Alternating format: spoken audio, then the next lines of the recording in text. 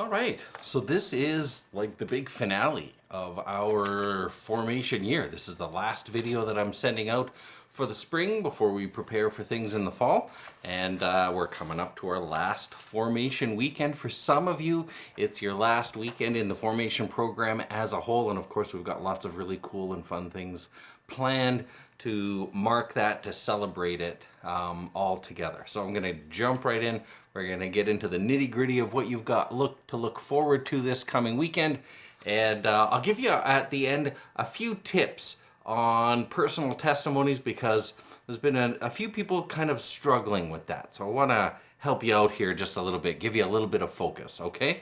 All right, so starting right out of the gate, we've got on Saturday morning, year ones, you'll be with Father John Weckend, and he will be talking to you about the Sacrament of Reconciliation. This is basically for you guys a Sacraments of Healing weekend for you.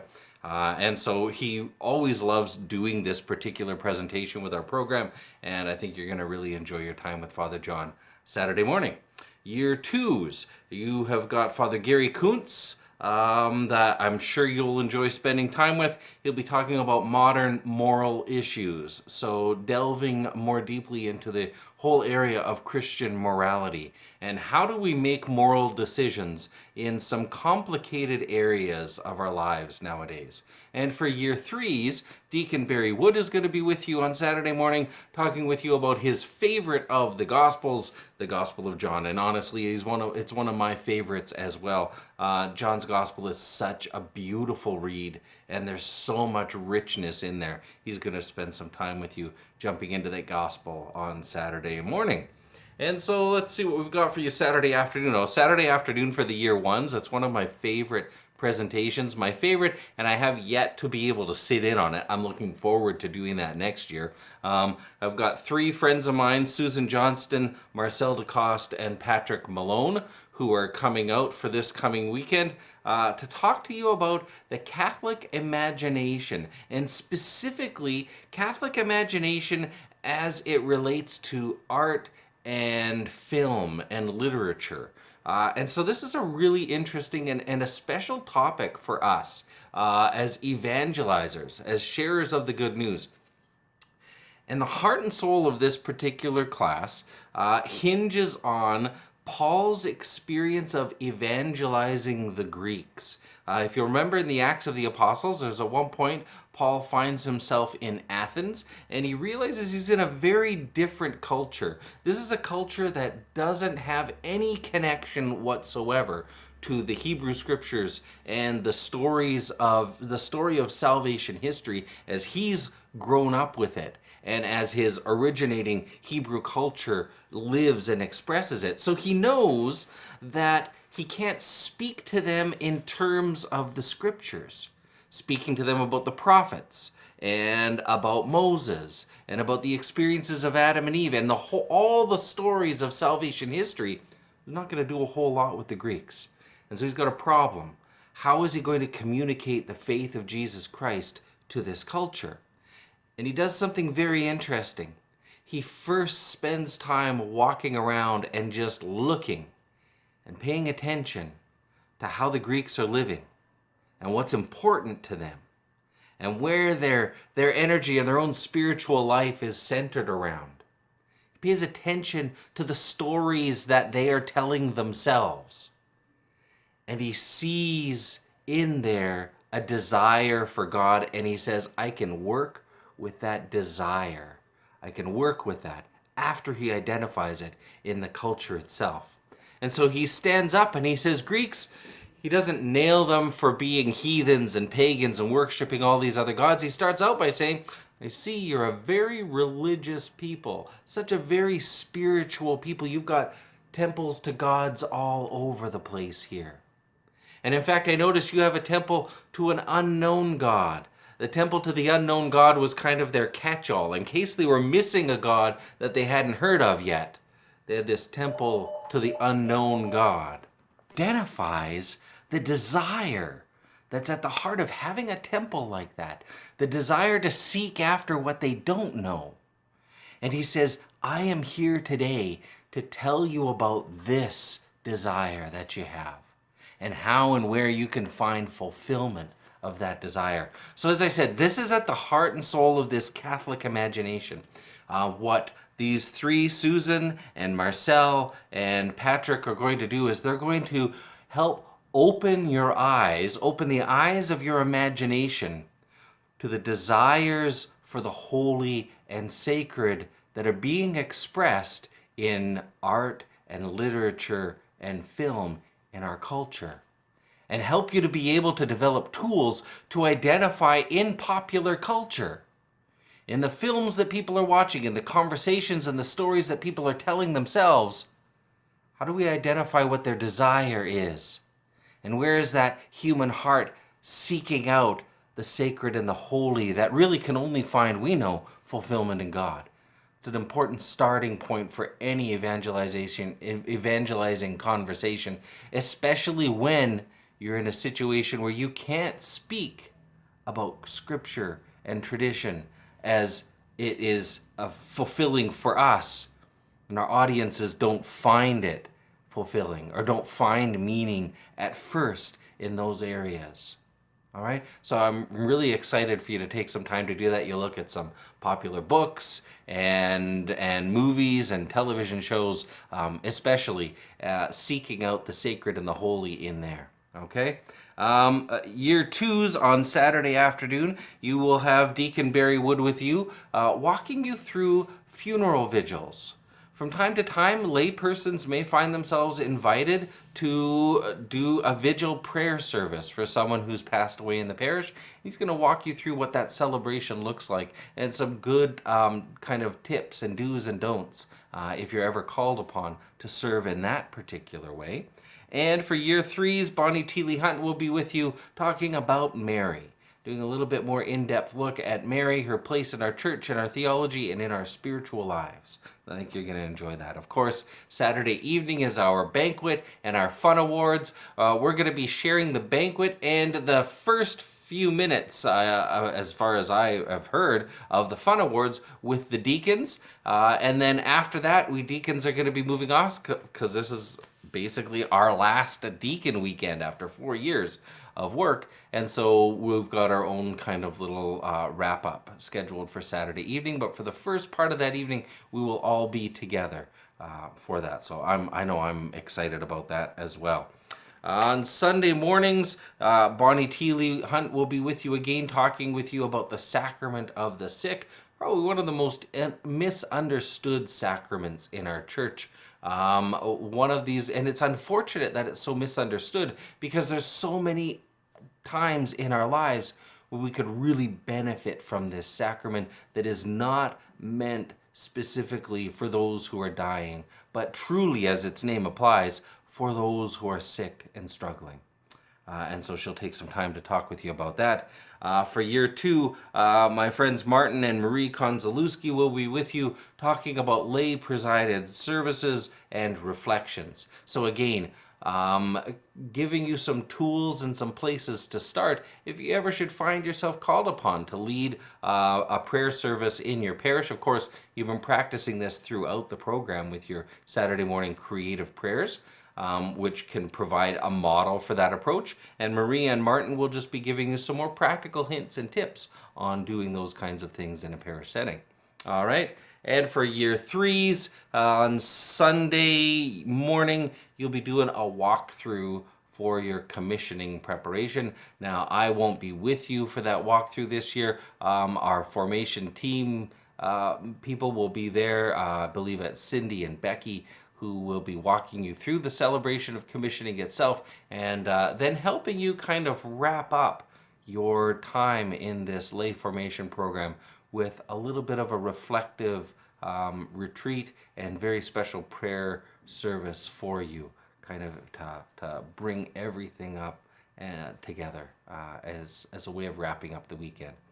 So I think you agree, it's a pretty full weekend. Our weekends generally are. There's some really awesome and interesting stuff in store, and I hope that you're looking forward to it. Now, like I said, I've been getting testimonies in, and as expected, most of them are running a little too long. And that's not at all unexpected at all. in any way, because in general, when we want to share about our faith, we want to share all the details about all of the amazing things that God has done for us in our lives. That's to be commended. It's certainly to be expected, and I love seeing the energy in that. Now, the downside of that, of course, is oftentimes the people that we want to share this, or that we need to share these stories with, they're not really as interested in all of the details that we have in our lives, and all of the encounters that we have with Jesus Christ in our lives. So we want to be focused, and that's what these testimonies are all about, to give us some focus. More often than not, what I've found in testimonies that have run too long is people generally have like 2 or 3 or sometimes 4 different experiences that they're touching on in their testimony, that each of those could be a separate testimony. So that's, again, really good news. There's a lot of material for testimonies that you have to work with. And what we want to do is focus on the one. Focus on the one. So I've sent this email out to a few of you. I want to run through it here. Just some really simple tips in doing your testimony. As you've noticed, as you've been getting the emails back, I'm being pretty firm about the 300-word limit. Okay? Now, I have had one person's testimony come back that I've had the opposite issue with. It was very, very short and concise, and I've had to let them know to maybe kind of bulk it up a little bit, right? To bring it to that 300-word limit, okay? But that's only happened once. Everybody else they've had a few people that have hit the mark dead on, and most people are having to kind of do some cutting and stuff there, okay? But I wouldn't throw away some of the material that you take out of your testimony. Like I said, some of that may find itself in a different testimony, a different story of your life with Jesus Christ that could be shared in a completely different circumstance. So don't throw away that stuff, but tuck it away and maybe work on it for another testimony in another year, okay? So here's some short, sweet kind of tips for you, okay? When you're sitting down to do your testimony, try starting out as though we were ending our Sunday weekend together. In that little brief examine kind of prayer where we're looking over the course of the weekend for God's particular activity in our lives, a particular encounter that we've had with God that God wants us to pay attention to. Okay? So you take a few moments to bring to mind one particular encounter with God and to ask for God's help to highlight a particular encounter that seems most significant in terms of this testimony. Once you have a single encounter, try to answer 3 really simple questions. Each of these questions, if they're answered in 100 words or less, would give you your testimony. Just like that. Just like that. 3 paragraphs, 1 for each one. So, the first one, what was your life, your faith, your relationship with God and Jesus or His church? What was it like before this particular experience? What was happening before the experience that you've identified? What was the tipping point? What was it that happened that changed things for you in the midst of this experience? So describe the experience succinctly, but describe it. And what was it about that experience that changed you? And then third, how are you, your relationship with Christ, your relationship with His church, how are you different now as a result of that experience? What's different now? Because of this experience, this, and this are different for me. 3 very simple questions, right? What was going on before? What happened and what changed? How are things different now? How are things different now? If you're really stuck, you could use your experience in the lay formation program as a basis for a testimony. So that's an option that you have. You might find that a little bit easier. In this case, for a little bit more focused, the questions would be like, what was your faith or your relationship with Christ and His church like before you entered this program? What was going on with your faith life? What was it that made you finally decide? So this is that tipping point. What was happening that made you decide, and what happened as a result of that decision? What was that experience like? And what is different now because of your involvement in the program? So those are three simple paragraphs for you to focus on. I'm going to give you an example testimony right here, and this one comes in at about 260 words, I think it is. Yeah, 260 words. So here's my sample testimony looking at those three questions. One, I always try to think of some particular project to undertake for Lent each year. This year was a little tough for me. It was a little tough because I felt as though I'd done all the traditional stuff. I gave up sugar and snacks. I gave up my computer for a year, not for a year, but for one Lent, and that's another testimony altogether. Collecting donations for the poor. Most of these things I started doing in Lent, and I continue to do them now. So it's kind of hard to say, well, I'm adopting this for Lent because I've still been doing it. I kept hearing about the first spiritual exercises. I heard about them from my fellow spiritual directors. I started seeing posts about them on Facebook. I started seeing announcements in my own parish bulletin about them. Now, I remembered my experience of doing the full spiritual exercises several years ago, and I started, every time I saw one of these announcements, I started feeling a desire for that kind of prayer again. I talked with Marlene Miller, who's our kind of go-to lady for spiritual directors, about it. I talked with Melissa about it, and she thought it would be really interesting. And it turned out that there was actually a small group from our lay formation program who had decided on their own and gotten together to start doing these exercises. And Marlene said, you know what, you guys could join right in. So it seemed like everything just all of a sudden started falling into place as soon as I paid attention to my hunger for that kind of prayer again. After spending that time in Lent, I really could feel how deeply I had missed that kind of spiritual practice in my life, the discipline of daily prayer, the discipline of contemplative prayer, and the peace and the calm that started coming in. I just had missed that so much. And even now, I'm far more aware of God's nearness, the constancy of his personal love for me. That was the basis of our retreat that we used for just 4 weeks of time. And I could see all of my relationships differently through that light. Up till today even, I found that my other prayer activities were deepened and become more profound and life-giving. I never expected God to be able to enrich my spiritual life in this way. It's been a really pleasant surprise. I'm so glad that I did that. And so there is my personal testimony, and looking at the time on the clock, it took about 3 minutes and 20 seconds to do that, about 260 words.